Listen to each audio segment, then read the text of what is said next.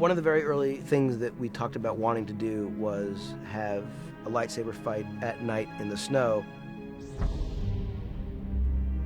I did think that it would be a beautiful thing to do. It just felt like something that was appropriate for this story and visually really interesting. The idea of how these blades would interact with the snow and lighting the characters, knowing we were going to have actual physical props that would allow for the light to have a very different look. We built an enormous snow forest set. It was a constant source of inspiration and tremendous to shoot.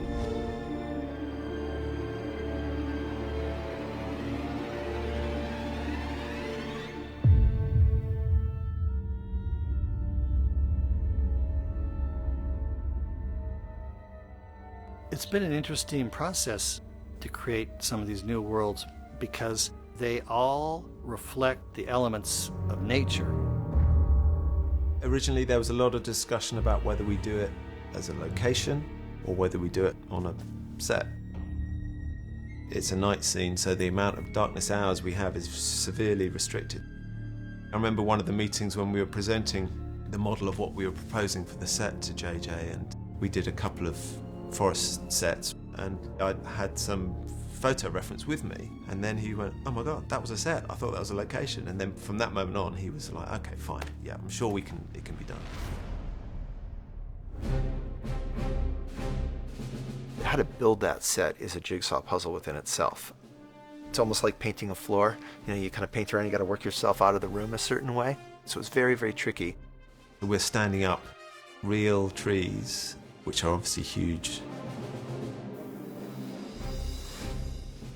and building the terrain around it and creating this environment which will be far more controllable than a location would be. The backing alone is an incredible technical achievement. That's a full 360-degree forest backing that is seamless, that falls off and really gives you an infinity edge of a forest. And just painting that in the delicacy that just needs to fall off in just the right amount, but painting that not in the conditions that it's going to be photographed, but having the understanding and the knowledge of how that's going to be represented on film. It's just a lost art.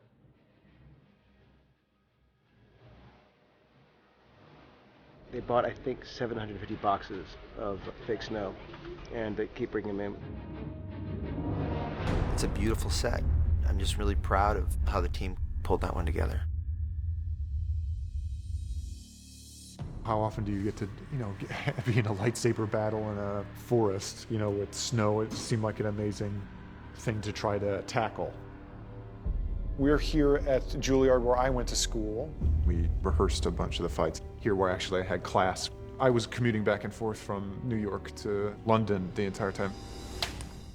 We started the sword training with bamboo swords, and we started the staff training with just a wooden stick. So when we got the real sabers and when we got the real staff, it was heavy. That's one thing, especially myself and Daisy, when we were doing the fight sequence. Having a lightsaber in my hand was surreal. 7 months of vigorous training, and the sabers feel heavy, they feel powerful. So every time I swung it, the saber would carry you one way, and you'd have to bring it back. So it required a lot of energy, a lot of focus, and a lot of passion, but it was fun.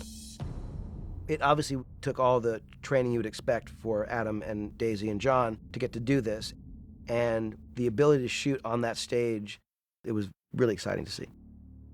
Roll sound, roll cameras, energy, and action! Stop!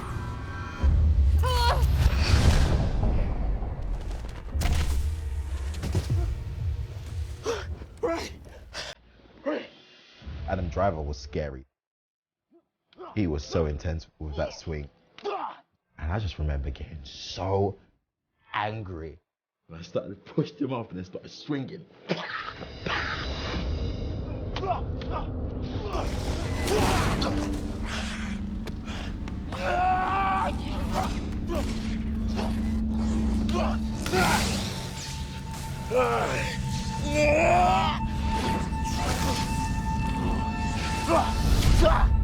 This story is a quest to discover something that we didn't know to begin with. How do you ground the fight in something where it's not just the great visuals of two glowing sabers in the middle of the forest at night in a snowstorm?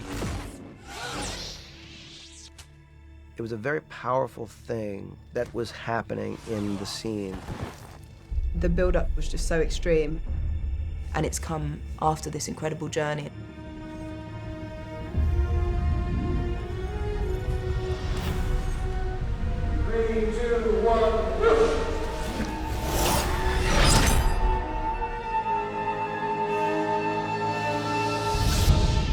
It was not difficult to bring the emotion that we needed to bring.